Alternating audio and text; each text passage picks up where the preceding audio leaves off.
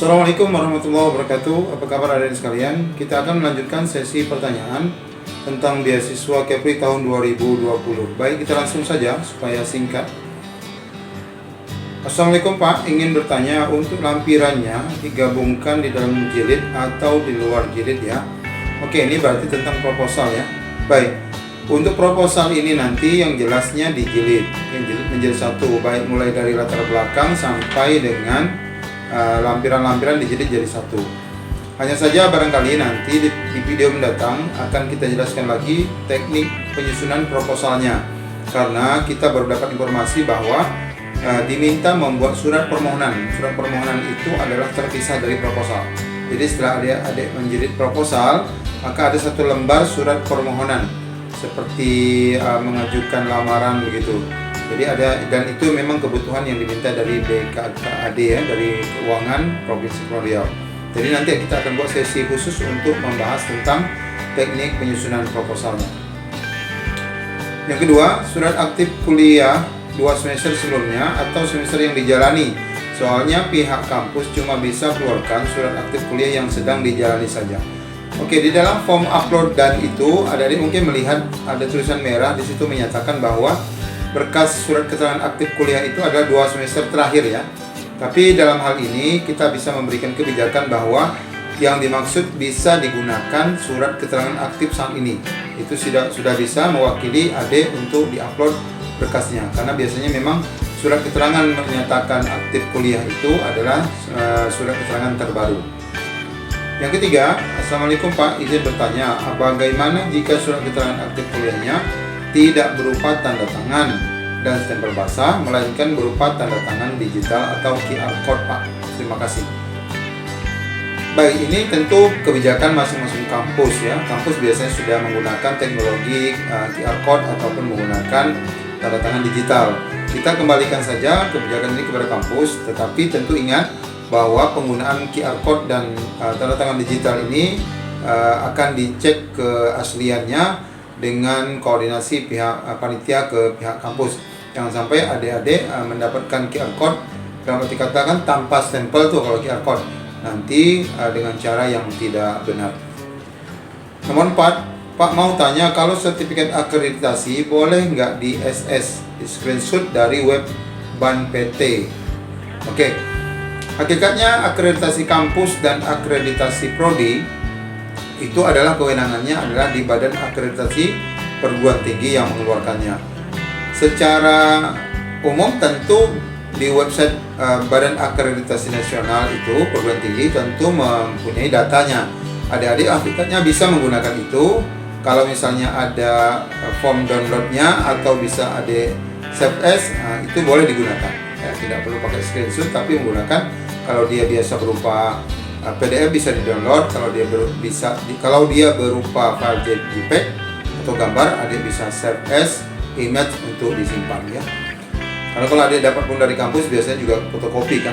Intinya itu memang sertifikasi sesuai dengan yang dimiliki kampus. Nomor 5, Assalamualaikum Pak, SKTM sampai kecamatan atau hanya sampai kelurahan saja? Baik, ini sudah saya coba koordinasikan. Kalau adik-adik mendapatkan surat keterangan tidak mampu ini memang berupa bagi yang mengikuti jalur yang tidak mampu, adik-adik dapat sampai kecamatan itu jauh lebih bagus. Tetapi dalam persyaratan ini memang diberikan batasan sampai kelurahan saja sudah mencukupi. Tentunya itu didasari dari pengantar RT RW setempat dan dibawa ke kantor kelurahan, karena surat itu dibuat oleh kelurahan. Pihak kecamatan kalaupun nanti adik-adik mengesahkannya lagi, dia hanya menambahkan pengesahan tambahan. Nomor 6, Assalamualaikum Pak, izin bertanya, untuk berkas proposal itu diajukan oleh seluruh pendaftar beasiswa atau hanya diajukan oleh yang lulus tahap administrasi saja Pak? Terima kasih Pak. Baik, di dalam website penerima beasiswa itu kan ada daftar penerima sementara. Saat ini adik-adik sebagaimana sudah saya informasikan pada video sebelumnya di kolom komentar bahwa bagian panitia admin teknis ya yang menyiapkan bagian teknisi dari website itu sudah melakukan saat ini postingan yang menyatakan status mahasiswa. Bisa berupa diterima, bisa berupa dipending, atau bisa berupa ditolak.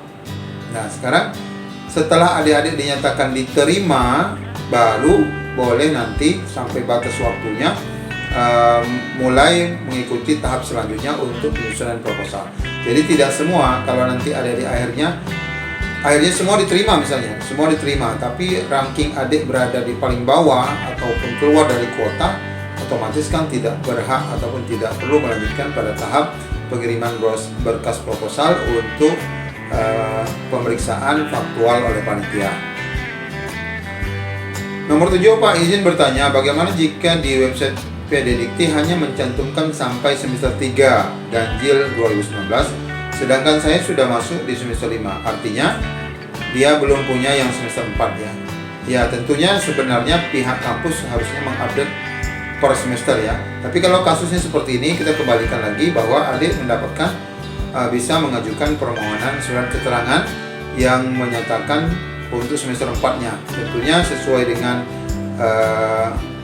kebutuhan. Kalau itu menyatakan tentang keaktifan, berarti nanti surat keterangan yang dari kampus itu yang mewakili PD Diktinya ada surat keterangan keaktifan. Kalau berupa surat indeks prestasi, berarti di dalam surat keterangan itu melampirkan atau menyertakan data nilai-nilai adik. Kemudian nomor 8, izin bertanya Pak, terkait di dalam persyaratan melampirkan sertifikat akreditasi kampus. Untuk mendapatkan sertifikat akreditasi kampus bagaimana Pak? Terima kasih. Oke, ini sebenarnya sudah terjawab ya, bahwa akreditasi kampus dan prodi ini adalah hak daripada kampus dan ini merupakan legalitas kampus.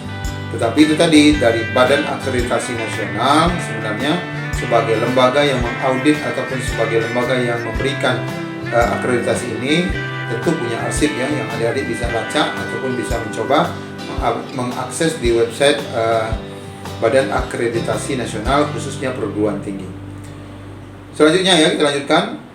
Misalnya Pak, teman saya IPK-nya 3,6 tapi akreditasinya B ya, IP-nya 3,6 akreditasinya B. Sedangkan saya 3,4 tapi akreditasinya A. Itu peluangnya lebih besar yang mana Pak? Wah, ini pertanyaannya bagus, ini detail ini ya. Baik, dalam persyaratan yang adik-adik mungkin bisa nanti baca sendiri lagi tentang pokok pengumuman penting bagaimana penseleksian ya bisa dilakukan oleh tim penyeleksi, mempertimbangkan tentu dari akreditasi juga dipertimbangkan, IPK, indeks prestasi juga pasti dipertimbangkan. Di situ juga bahkan menyebutkan lebih cepat ya, lebih dahulu itu juga diprioritaskan.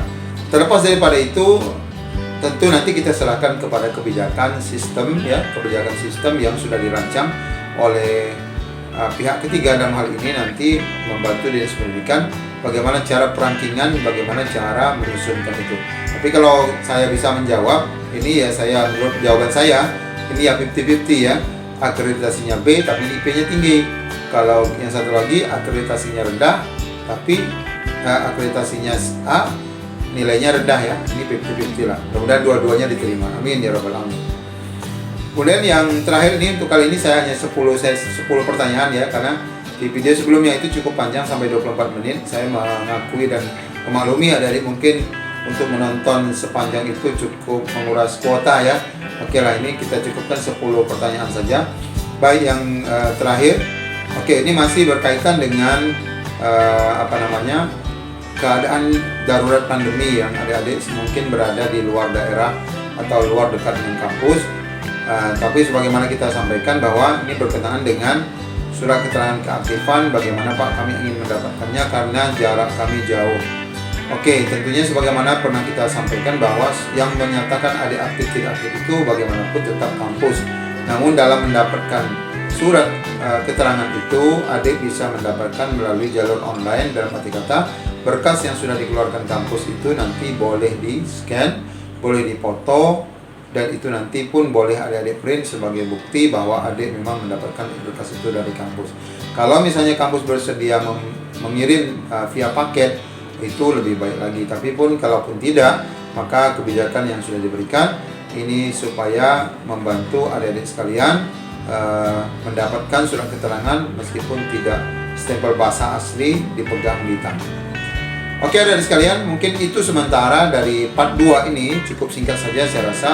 Beberapa pertanyaan yang mesti dijawab oleh kami panitia dalam hal ini untuk memberikan kejelasan kepada adik-adik dalam mengajukan permohonan beasiswa. Ingat, kita mungkin akan terus mengupdate berita-berita ataupun video-video terbaru dalam hal khususnya yang berkaitan dengan penyusunan proposal ya. Saya tadi juga sudah bicara dengan panitia besar bahwa akan ada penambahan formulir permohonan ya, permohonan beasiswanya yang itu nanti terpisah saja, tidak dijilid gitu. Formnya seperti apa nanti akan saya buat video tutorial dalam hal ini memberikan penjelasan tentang itu, dan poin-poin apa saja yang nanti adik-adik lampirkan secara detail, lebih detail ya, khususnya nanti ini diperuntukkan bagi adik-adik yang sudah statusnya diterima di dalam web data sementara dan berhak mengajukan permohonan beasiswa secara proposal, secara pemeriksaan faktual ke meja panitia. Semoga semuanya dapat terakomodir. Terima kasih. Sampai jumpa. Assalamualaikum warahmatullahi wabarakatuh.